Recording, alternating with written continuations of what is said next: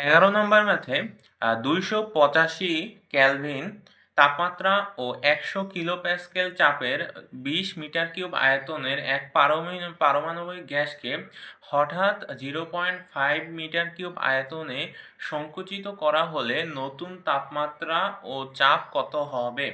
আচ্ছা, যেহেতু আমরা হঠাৎ পরিবর্তন করছি আয়তনে, তাইলে আমরা এটা বলতে পারি যে এটা একটা রুদ্ধতাপীয় প্রক্রিয়ায় আয়তনকে সংকুচিত করা হয়েছে। এখন রুদ্ধতাপীয় প্রক্রিয়ায় তাপমাত্রার সাথে আয়তনের সম্পর্ক হচ্ছে T1 V1 gamma minus 1 equal T2 V2 gamma minus 1 or T1 by T2 equal হচ্ছে V2 by V1 gamma minus 1 or T2 by T1 equal V1 by V2 gamma minus 1 or T2 equal T1 into V1 by V2 gamma minus 1। এখন আমরা এই ভ্যালুটা বসাই দেই, সবগুলোর value.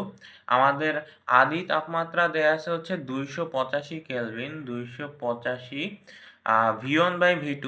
এখানে আমরা কি করছি, হঠাৎ আমাদের আদি আয়তন ছিল হচ্ছে 20 মিটার কিউব আর পরের আয়তন হচ্ছে 0.5 মিটার কিউব। তাহলে 20 বাই 0.5 আর গামা মাইনাস 1, গামার 1.67 minus 1,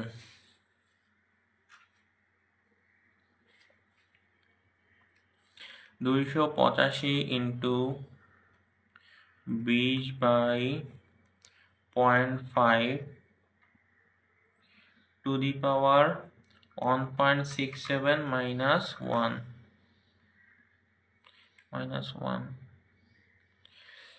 ভ্যালু আসতেছে 3374.374.6 কেলভিন। এখন আমরা যদি আয়তনের সাথে চাপের সম্পর্ক বের করি, তাহলে আমরা জানি হচ্ছে P1 V1 গামা ইকুয়াল হচ্ছে P2 V2 gamma or P1 by P2 equal V2 by V1 gamma or P2 equal P1 into V1 by V2 to the power gamma। এখন আমাদের আদি চাপ দেয়া আছে, আদি চাপ কত দেয়া আছে, 100 কিলোপ্যাসকেল। 100 into 10 to the power 3, V1 হচ্ছে 20 divided by 0.5 আর আমার গামা হচ্ছে এক পারমাণবিক গ্যাসের জন্য 1.67। 100 into 10 to the power 3 into 20 by 0.5 to the power 1.67।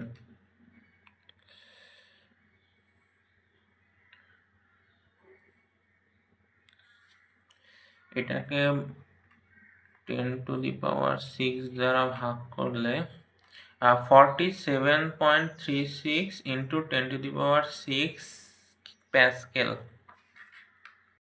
12 নম্বর ম্যাথে 1.2 অ্যাটমসফিয়ার চাপ এবং 310 কেলভিন তাপমাত্রায় কোনো গ্যাসের আয়তন হচ্ছে 43 লিটার।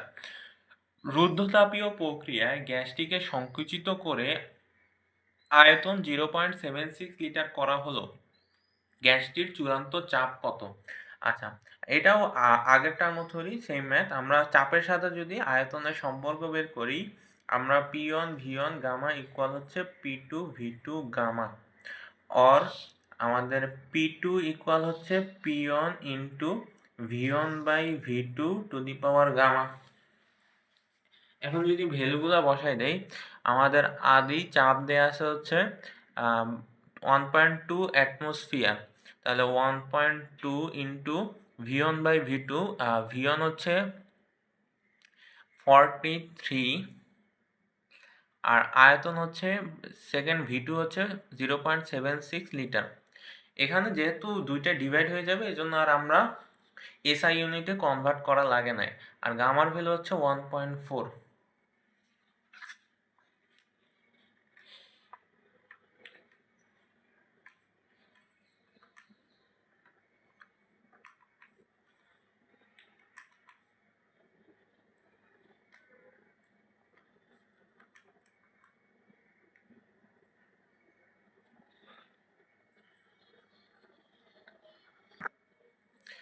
ভ্যালু আসতেছে আমাদের 341.11 অ্যাটমসফিয়ার। আর দ্বিতীয় অংশ হচ্ছে আমাদের চূড়ান্ত তাপমাত্রা চাইছে। এখন চূড়ান্ত তাপমাত্রা আমার তাপমাত্রার সাথে আয়তনের সম্পর্ক হচ্ছে T1 V1 gamma minus 1 equal হচ্ছে T2 V2 gamma minus 1, or আমরা T2 ইকুয়াল বের করতে পারি T1 into V1 by V2 gamma minus 1। এখন T1 আমাদের দেয়া আছে 310 কেলভিন, 310, আর হচ্ছে আয়তন হচ্ছে 43, 0 ডিভাইডেড বাই 0.76, 1.4 মাইনাস হচ্ছে 1।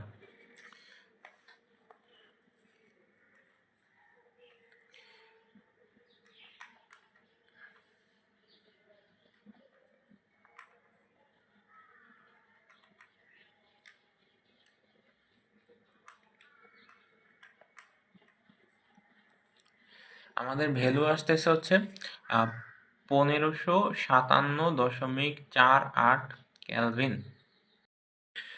13 নম্বর ম্যাথে একটি পারমাণবিক বোমা বিস্ফোরিত হলে সৃষ্ট আগুনের গোলকের ব্যাসার্ধ হয় 100 মিটার।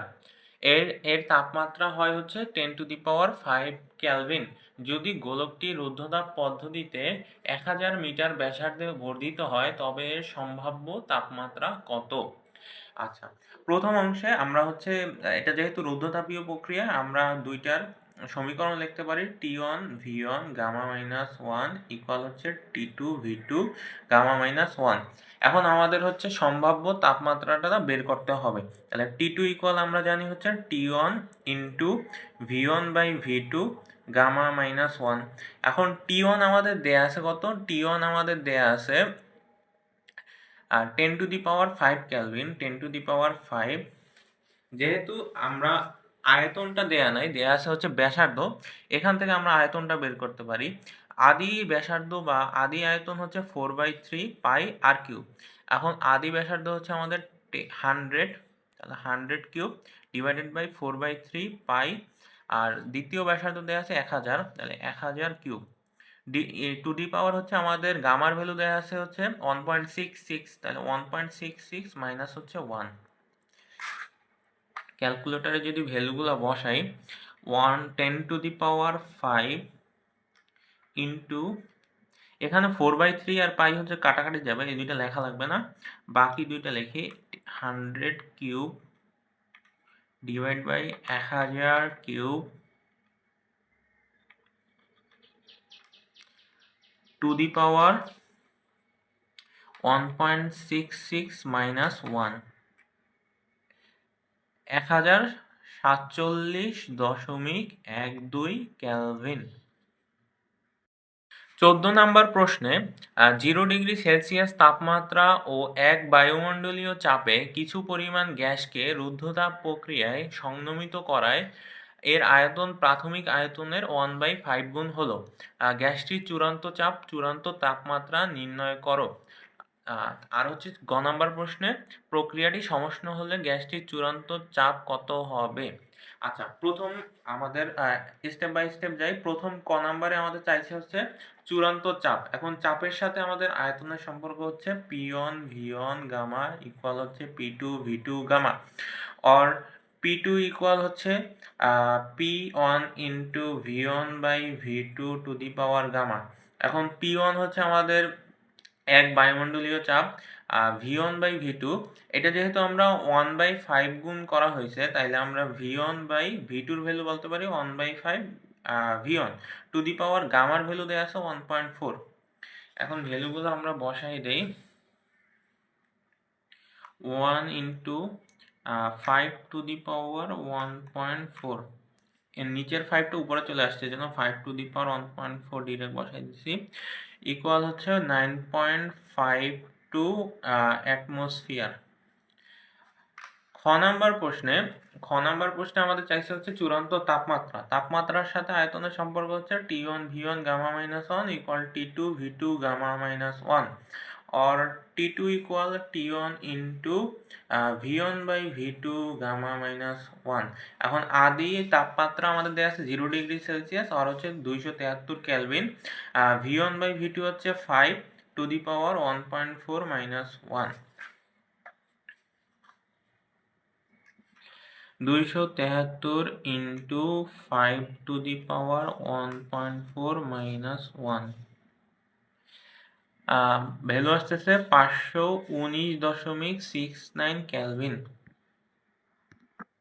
তারপর গ নাম্বারে আমাদের প্রক্রিয়াটি সমুষ্ণ হলে গ্যাসটির চূড়ান্ত চাপ কত হবে। আচ্ছা, সমুষ্ণ হলে আমাদের চাপের সাথে আয়তনের সম্পর্ক হচ্ছে P1 V1 ইকুয়াল হচ্ছে P2 V2। এখন আমাদের P1 তাইলে আমরা P2 ইকুয়াল লিখতে পারি হচ্ছে P1 V1 by P2, sorry P1 V1 by V2। এখন P1 এর ভ্যালু হচ্ছে 1, V1 হচ্ছে V1 আর V2 হচ্ছে 1/5 ইন্টু V1। এখন আমাদের ভ্যালু আসতেছে 5 টু উপরে চলে আসলে 5 অ্যাটমসফিয়ার।